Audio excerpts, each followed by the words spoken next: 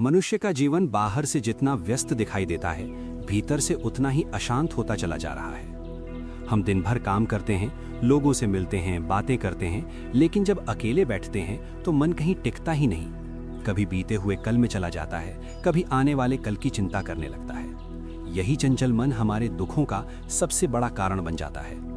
स्वामी विवेकानंद कहते हैं कि ध्यान का असली उद्देश्य मन को दबाना नहीं, बल्कि उसे समझना और नियंत्रित करना है। ध्यान वो शक्ति है जो हमें प्रकृति के हर खिंचाव के विरुद्ध खड़े होने की क्षमता देती है। जब आंखें किसी सुंदर वस्तु को देखने को मचलें, तब भी हम कह सकें नहीं। जब कान किसी आकर्षक आवाज की ओर भागें, तब भी हम उन्हें रोक सकें। यही असली स्वतंत्रता है। मन को एक झील की तरह समझा जा सकता है। जब उसमें बार बार पत्थर गिरते हैं तो लहरें उठती हैं और पानी की सतह कभी शांत नहीं हो पाती। झील के तल में क्या है, ये तब तक दिखाई नहीं देता जब तक पानी स्थिर ना हो जाए। ठीक वैसे ही हमारे भीतर जो सत्य है, जो वास्तविक स्वरूप है, वो तब तक स्पष्ट नहीं हो सकता जब तक मन की लहरें शांत ना हो। ध्यान इन लहरों को शांत करने की प्रक्रिया है। अधिकांश लोग ये मानते हैं कि ईश्वर या सत्य कहीं बाहर है, किसी मंदिर, किसी मूर्ति या किसी विशेष स्थान में। लेकिन विवेकानंद स्पष्ट कहते हैं कि ईश्वर पहले से ही हमारे भीतर है। समस्या ये नहीं कि ईश्वर नहीं है, समस्या ये है कि हमारा मन इतना बेचैन है कि हम उसे अनुभव नहीं कर पाते। इंद्रियां लगातार बाहर की ओर भागती रहती हैं और मन उन्हीं के पीछे पीछे दौड़ता रहता है। ध्यान का अर्थ आंखें बंद करके बैठ जाना मात्र नहीं है। ध्यान का अर्थ है मन को उसकी स्वाभाविक दौड़ से रोकना। ये आसान काम नहीं है। मन को नियंत्रित करना एक उन्मत्त बंदर को काबू में करने जैसा है। वो बंदर स्वभाव से ही चंचल है। ऊपर से उसे इच्छाओं की शराब पिला दी जाए, फिर ईर्ष्या का बिच्छू उसे डंक मार दे और अंत में अहंकार का भूत उसमें घुस जाए तो उसकी हालत क्या होगी? ठीक वही हालत हमारे मन की है। इच्छाएं मन को और अधिक बेचैन बनाती हैं। जब इच्छाएं पूरी नहीं होती तो क्रोध आता है। जब दूसरों की सफलता दिखाई देती है तो ईर्ष्या जन्म लेती है, और जब कुछ मिल जाता है तो अहंकार से उठा लेता है। इन सब के बीच मन कभी शांत नहीं रह पाता। ध्यान का अभ्यास हमें इन सब अवस्थाओं को देखने और उनसे ऊपर उठने की क्षमता देता है। योग के अनुसार मनुष्य के भीतर 3 प्रमुख नाड़ी प्रवाह होते हैं, एक बाईं ओर, एक दाईं ओर और तीसरा बीच में। साधारण मनुष्य पहले 2 प्रवाहों से ही काम करता है, इसीलिए उसका जीवन बाहरी प्रतिक्रियाओं से संचालित होता है। ध्यान का अभ्यास धीरे धीरे उस मध्य मार्ग को सक्रिय करता है, जिससे मनुष्य अपने वास्तविक स्वरूप को पहचानने लगता है। लेकिन ये प्रक्रिया जल्दी पूरी होने वाली नहीं है। ध्यान कोई जादू नहीं है कि एक दिन बैठो और सब बदल जाए।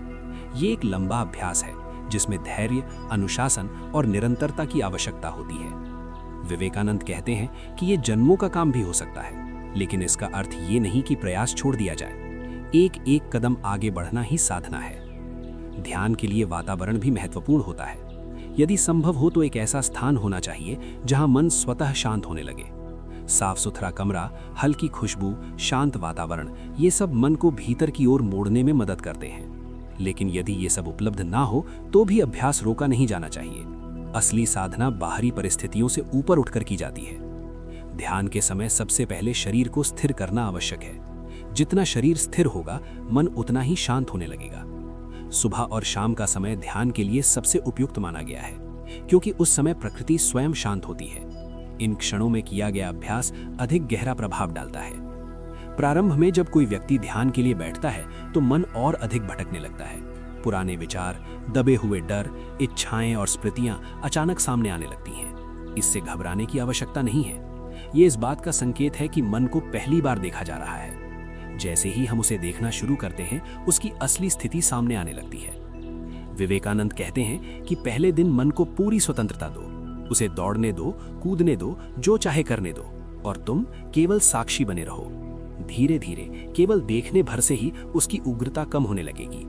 यही ध्यान का पहला पाठ है, स्वयं को मन से अलग देखना। ध्यान केवल आध्यात्मिक लोगों के लिए नहीं है, ये जीवन के हर क्षेत्र में उपयोगी है। जो व्यक्ति ध्यान करता है उसके विचार स्पष्ट होते हैं, निर्णय मजबूत होते हैं और भावनात्मक संतुलन बना रहता है। क्रोध, भय और चिंता पर धीरे धीरे नियंत्रण होने लगता है। असली ध्यान हमें ये सिखाता है कि हम शरीर नहीं हैं, हम मन नहीं हैं, हम वो चेतना है जो इन सब को देख रही है। जैसे ही ये समझ गहरी होती है, जीवन की समस्याएं उतनी भारी नहीं लगती। सुख और दुख दोनों अस्थायी प्रतीत होने लगते हैं। यही ध्यान की पहली सीढ़ी है। मन को जानना, उसे देखना और उससे अलग होना। जब ये समझ आने लगती है तभी साधना का वास्तविक मार्ग खुलता है। आगे के चरणों में ध्यान और भी गहरा होता जाएगा और मनुष्य अपने भीतर छिपी क्षमता को पहचानने लगेगा। जब मन को देखना शुरू किया जाता है तब एक नई सच्चाई सामने आती है। हमें लगता है कि हम अपने विचारों को नियंत्रित करते हैं, लेकिन वास्तव में विचार ही हमें नियंत्रित कर रहे होते हैं। एक विचार आता है, दूसरा उसके पीछे दौड़ता है, फिर तीसरा, और देखते देखते पूरा दिन इसी भागदौड़ में निकल जाता है। ध्यान हमें इस स्वचालित दौड़ से बाहर निकलने का रास्ता दिखाता है। स्वामी विवेकानंद कहते हैं कि जब तक हम मन के गुलाम बने रहते हैं तब तक स्वतंत्रता केवल एक शब्द है। सच्ची स्वतंत्रता तब आती है जब मन हमारी आज्ञा का पालन करने लगे। ध्यान उसी दिशा में पहला कदम है। ये कोई संघर्ष नहीं है, बल्कि एक शांत अभ्यास है जिसमें हम धीरे धीरे मन को भीतर की ओर मोड़ते हैं। मन की सबसे बड़ी आदत है बाहर भागना। आंखें कुछ देखना चाहती हैं, कान कुछ सुनना चाहते हैं, जीभ स्वाद ढूंढती है और मन इन सब का गुलाम बन जाता है। ध्यान का अर्थ है इंद्रियों से शक्ति वापस खींचना। ये जबरदस्ती नहीं होती, बल्कि समझ के साथ होती है। जैसे ही मन को ये एहसास होता है कि बाहर भागने से स्थायी सुख नहीं मिलता, वो स्वयं भीतर लौटने लगता है। ध्यान के मार्ग में एक बड़ी बाधा है शरीर के प्रति अत्यधिक पहचान। हम सोचते हैं कि मैं ये शरीर हूँ, इसकी भूख, इसकी थकान, इसका सुख दुख ही मेरा सुख दुख है। लेकिन ध्यान हमें धीरे धीरे ये अनुभव कराता है कि शरीर एक साधन है, साध्य नहीं। शरीर स्थिर होता है, लेकिन चेतना स्थिर नहीं होती, वो साक्षी बनी रहती है। जब व्यक्ति नियमित ध्यान करता है तो उसे गहरी विश्रांति का अनुभव होने लगता है। ये विश्रांति साधारण नींद से अलग होती है। नींद में मन पूरी तरह शांत नहीं होता, वो सपनों और अवचेतन विचारों में चलता रहता है। लेकिन ध्यान में मन की तरंगें धीमी हो जाती हैं। कुछ क्षणों के लिए ऐसा लगता है मानो समय रुक गया हो। इन्हीं क्षणों में व्यक्ति अपने भीतर एक अजीब सी शांति अनुभव करता है। ये शांति किसी बाहरी कारण से नहीं आती, न कोई वस्तु मिली होती है, न कोई इच्छा पूरी हुई होती है, फिर भी मन शांत होता है। यही ध्यान की शक्ति है।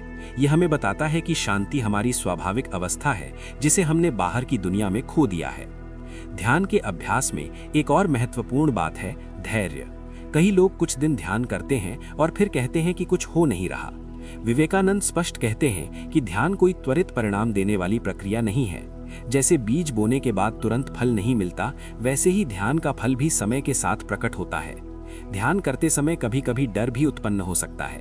जब मन पहली बार शांत होने लगता है तो भीतर छिपे हुए डर, स्मृतियां और भावनाएं सतह पर आने लगती हैं। ये स्वाभाविक है।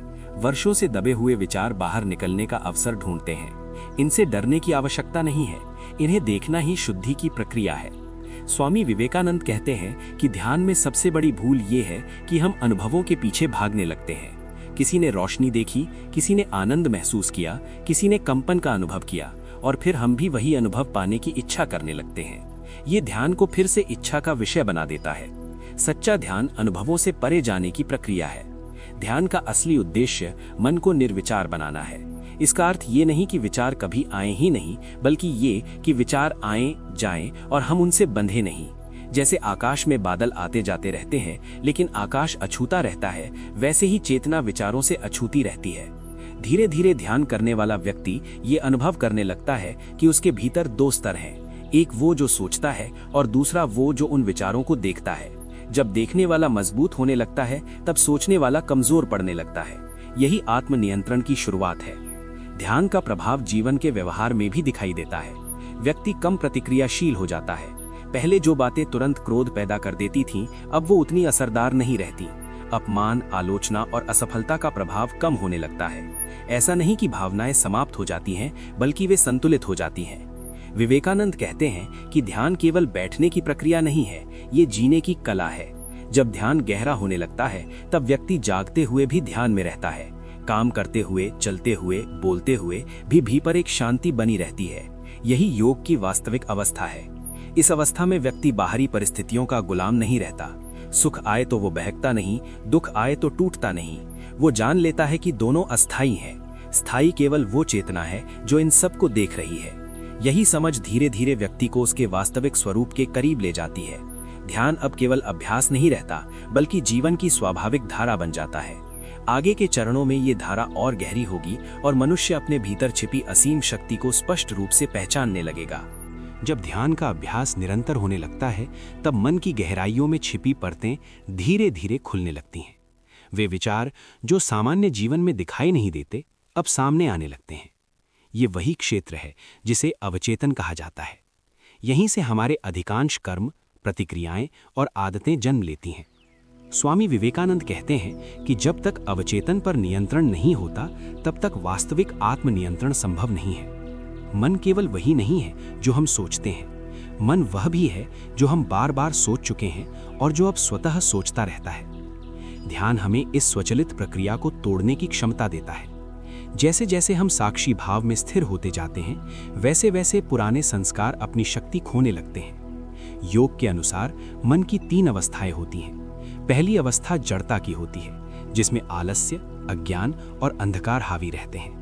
दूसरी अवस्था सक्रियता की होती है, जिसमें महत्वाकांक्षा, इच्छाएं और संघर्ष प्रमुख होते हैं। तीसरी अवस्था शुद्धता और शांति की होती है, जिसमें मन स्थिर, स्पष्ट और संतुलित रहता है। ध्यान का उद्देश्य मन को तीसरी अवस्था में स्थिर करना है। जब मन शुद्ध अवस्था की ओर बढ़ता है, तब व्यक्ति को एक गहरी प्रसन्नता का अनुभव होने लगता है। ये प्रसन्नता किसी कारण से नहीं होती, ये भीतर से उठती है। इसी अवस्था में विवेकानंद कहते हैं कि धार्मिक होने का पहला लक्षण प्रसन्नता है। यदि मन भारी और उदास बना रहता है, तो वह आध्यात्मिक प्रगति नहीं, बल्कि मानसिक थकावट का संकेत है। ध्यान के मार्ग पर चलते हुए एक समय ऐसा आता है जब व्यक्ति को अपने पुराने जीवन के निर्णय, रिश्ते और कर्म स्पष्ट रूप से दिखाई देने लगते हैं। ये आत्मविश्लेषण की अवस्था होती है। इसमें स्वयं को दोषी ठहराने की आवश्यकता नहीं है, केवल देखना और समझना ही पर्याप्त है। जैसे ही समझ आती है, परिवर्तन स्वतः होने लगता है। ध्यान हमें सिखाता है कि क्रोध, भय और दुख हमारे स्वभाव नहीं है। ये मन की अवस्थाएं हैं जो आती जाती रहती हैं। जब हम इन्हें अपना मान लेते हैं, तब वे हमें नियंत्रित करने लगती हैं। लेकिन जब हम इन्हें देखने लगते हैं, तब उनका प्रभाव कम होने लगता है। इस अभ्यास में सबसे बड़ी सहायता है निरंतरता। चाहे मन शांत हो या अशांत, चाहे ध्यान अच्छा लगे या ना लगे, अभ्यास जारी रहना चाहिए। विवेकानंद कहते हैं कि आधा अभ्यास और आधा संसार साथ लेकर चलने वाला व्यक्ति कभी आगे नहीं बढ़ पाता। एक दिशा में दृढ़ संकल्प आवश्यक है। ध्यान के साथ साथ जीवन में सादगी का आना भी स्वाभाविक है। अनावश्यक इच्छाएं धीरे धीरे कम होने लगती हैं। व्यक्ति समझने लगता है कि जिन चीजों के पीछे वह भाग रहा था, वे उसे स्थायी संतोष नहीं दे सकती। ये समझ किसी उपदेश से नहीं, बल्कि अनुभव से आती है। धीरे धीरे ध्यान करने वाला व्यक्ति अपने शरीर और मन को एक उपकरण की तरह देखने लगता है। जैसे कोई कलाकार अपने वाद्य यंत्र का ध्यान रखता है, वैसे ही साधक शरीर और मन का ध्यान रखता है, लेकिन उनसे चिपकता नहीं। ये दूरी ही वास्तविक स्वतंत्रता की कुंजी है। इस अवस्था में व्यक्ति को अपने भीतर एक गहरी शक्ति का अनुभव होने लगता है। निर्णय लेने की क्षमता बढ़ जाती है, इच्छा शक्ति मजबूत होती है। ध्यान अब केवल शांति का साधन नहीं रहता, बल्कि जीवन को सही दिशा देने का माध्यम बन जाता है। विवेकानंद कहते हैं कि जो व्यक्ति ध्यान में गहराई से उतरता है, वह बाहरी सहायता पर निर्भर नहीं रहता। उसे मंदिर, मूर्ति या विशेष परिस्थितियों की आवश्यकता नहीं होती। उसका ध्यान स्वयं उसका मंदिर बन जाता है। जहां वह बैठता है, वहीं साधना का केंद्र बन जाता है। जैसे जैसे मन स्थिर होता है, व्यक्ति ये अनुभव करने लगता है कि वह अकेला नहीं है। उसके भीतर और बाहर एक ही चेतना का विस्तार है। दूसरों का दुख उसे अपना लगता है और दूसरों का सुख उसे आनंद देता है। करुणा और सहानुभूति स्वाभाविक रूप से प्रकट होने लगती हैं। ये अवस्था अहंकार को कमजोर कर देती है। व्यक्ति स्वयं को दूसरों से श्रेष्ठ या हीन नहीं मानता। वह केवल ये जानता है कि सब एक ही स्रोत से आए हैं। यही समझ जीवन को सरल, हल्का और अर्थपूर्ण बना देती है। ध्यान का ये चरण साधक को भीतर से परिपक्व बनाता है। अब वह केवल अपने लिए नहीं जीता, बल्कि उसके जीवन से दूसरों को भी शांति मिलने लगती है। यही ध्यान की सच्ची परीक्षा है, भीतर की शांति का बाहर प्रकट होना। आगे के चरणों में ध्यान और भी सूक्ष्म हो जाएगा। मन की गतिविधियां और कम होंगी और साधक उस अवस्था के निकट पहुंचेगा जहां विचार भी शांत हो जाते हैं और केवल चेतना शेष रह जाती है। जब ध्यान की साधना गहराती जाती है, तब मन के भीतर एक अद्भुत परिवर्तन घटित होने लगता है। अब ध्यान केवल विचारों को देखने तक सीमित नहीं रहता, बल्कि विचारों के बीच के खाली स्थान भी स्पष्ट होने लगते हैं। यही वे क्षण होते हैं जहां साधक पहली बार वास्तविक मौन का स्वाद चखता है। ये मौन बाहरी नहीं बल्कि आंतरिक होता है। स्वामी विवेकानंद कहते हैं कि ध्यान का असली उद्देश्य मन को निर्विकार बनाना है।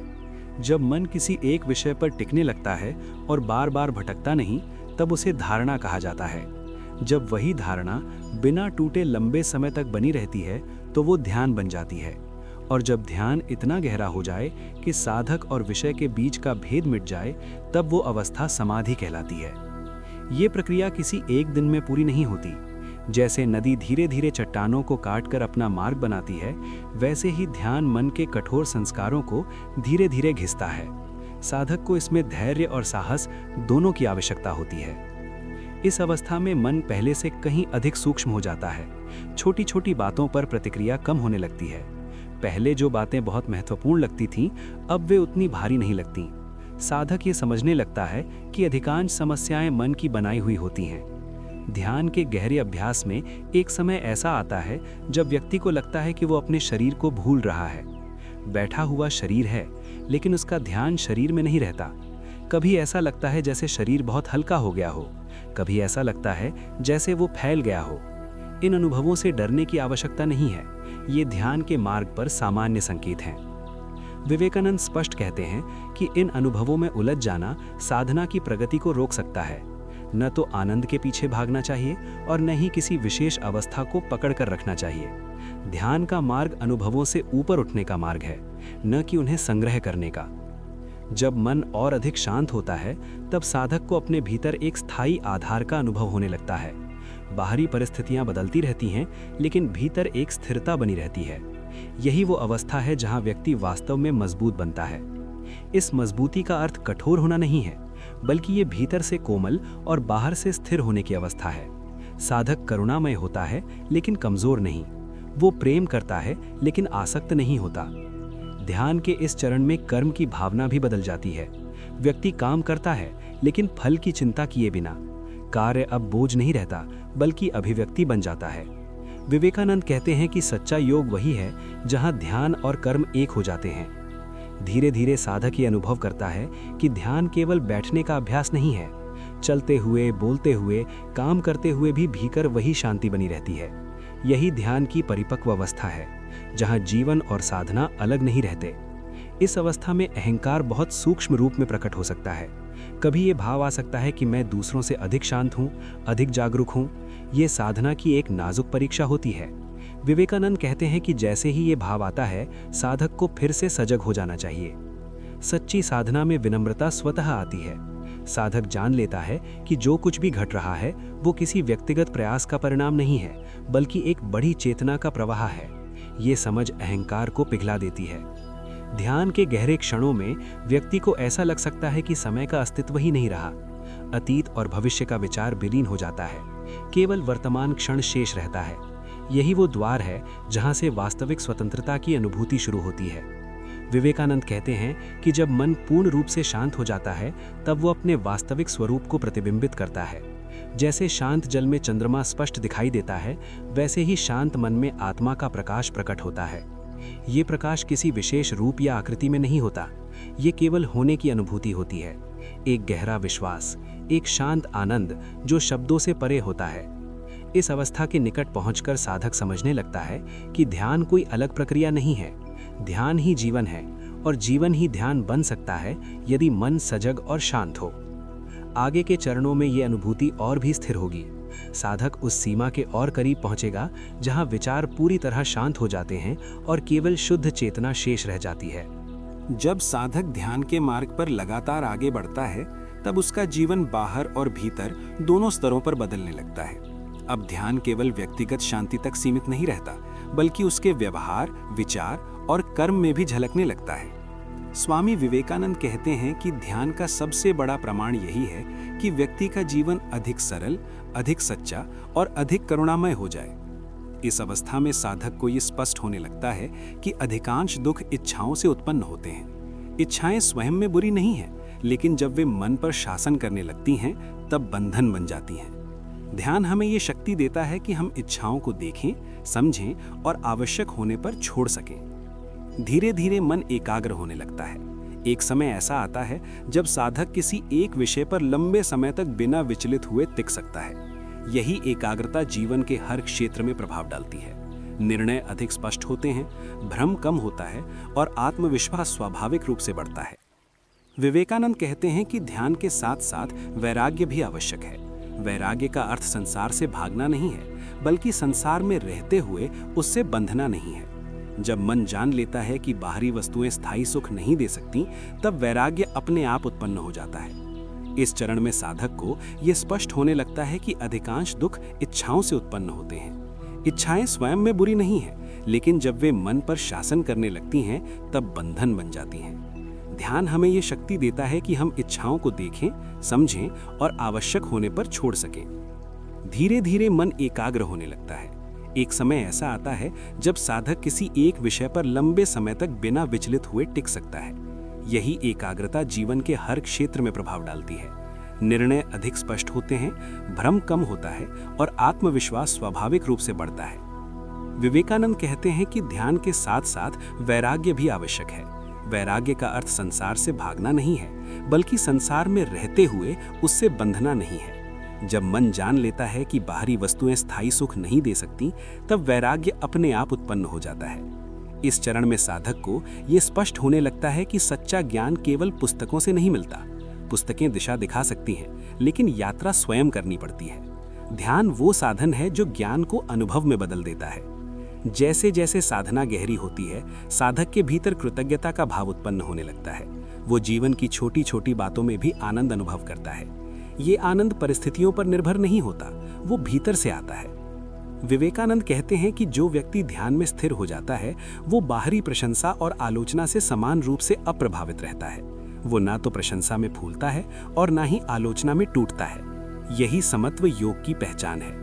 इस अवस्था में सेवा की भावना भी प्रबल होने लगती है। साधक दूसरों की सहायता करना अपना कर्तव्य नहीं, बल्कि स्वाभाविक प्रवृत्ति मानने लगता है। करुणा अब कोई अभ्यास नहीं रहती, बल्कि स्वभाव बन जाती है। ध्यान के गहरे अभ्यास में एक समय ऐसा आता है जब साधक को लगता है कि उसके कर्म किसी व्यक्तिगत मैं से नहीं हो रहे। कार्य होते हैं, लेकिन कर्ता का भाव कम हो जाता है। यही कर्म योग और ध्यान का संगम है। विवेकानंद कहते हैं कि जो व्यक्ति इस अवस्था को छू लेता है, उसके लिए जीवन एक खेल बन जाता है। कठिनाइयां आती हैं, लेकिन वे भीतर की शांति को हिला नहीं पाती। दुख होता है, लेकिन पीड़ा नहीं होती। अब साधक ये अनुभव करने लगता है कि उसका अस्तित्व सीमित नहीं है। जो चेतना उसके भीतर है, वही चेतना दूसरों में भी है। ये अनुभव विभाजन की भावना को समाप्त कर देता है। मैं और तुम का भेद धीरे धीरे मिटने लगता है। इस समझ के साथ भय भी समाप्त होने लगता है। मृत्यु का डर, असफलता का डर, अकेलेपन का डर, ये सब अपनी शक्ति खोने लगते हैं, क्योंकि साधक जान लेता है कि उसका वास्तविक स्वरूप न जन्म लेता है न मरता है।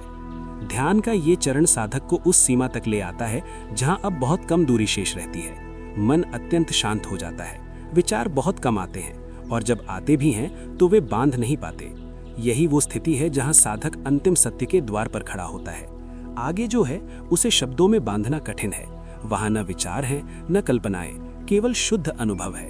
जब साधक इस अंतिम चरण के निकट पहुंचता है, तब ध्यान अब कोई अभ्यास नहीं रह जाता। वो साधक की स्वाभाविक अवस्था बन जाता है। अब बैठकर ध्यान करना और जीवन जीना अलग अलग क्रियाएं नहीं रहती। हर क्षण, हर श्वास, हर अनुभव ध्यान से भरा हुआ होता है। स्वामी विवेकानंद कहते हैं कि जब मन पूरी तरह शांत हो जाता है, तब वो स्वयं मिटने लगता है। विचारों की आवश्यकता समाप्त होने लगती है। शब्द पीछे छूट जाते हैं। केवल एक गहरी जागरूकता शेष रह जाती है। यही वो अवस्था है जिसे सत्य का प्रत्यक्ष अनुभव कहा गया है। इस अवस्था में व्यक्ति को ये स्पष्ट हो जाता है कि वो शरीर नहीं है, वो मन नहीं है, वो भावनाएं भी नहीं है। वो चेतना है जो इन सबको देख रही है। जैसे आकाश में बादल आते जाते रहते हैं, लेकिन आकाश अछूता रहता है, वैसे ही जीवन की घटनाएं आती जाती रहती हैं, लेकिन आत्मा अडिग रहती है। यहीं पर भय पूरी तरह समाप्त हो जाता है, क्योंकि डर हमेशा किसी खोने से जुड़ा होता है। और जब ये अनुभव हो जाता है कि जो मैं हूं वो कभी खो ही नहीं सकता, तब डर का कोई आधार नहीं बचता। मृत्यु भी अब अंत नहीं लगती, बल्कि परिवर्तन मात्र प्रतीत होती है। इस अवस्था में व्यक्ति का जीवन अत्यंत सरल हो जाता है। वो कम बोलता है, लेकिन उसके शब्दों में गहराई होती है। वो कम करता है, लेकिन उसके कर्म में शक्ति होती है। उसका होना ही दूसरों के लिए शांति का स्रोत बन जाता है। विवेकानंद कहते हैं कि यही वो स्थिति है जहां मनुष्य स्वयं के लिए नहीं बल्कि समस्त जीवन के लिए जीता है। सेवा अब कर्तव्य नहीं रहती बल्कि स्वाभाविक अभिव्यक्ति बन जाती है।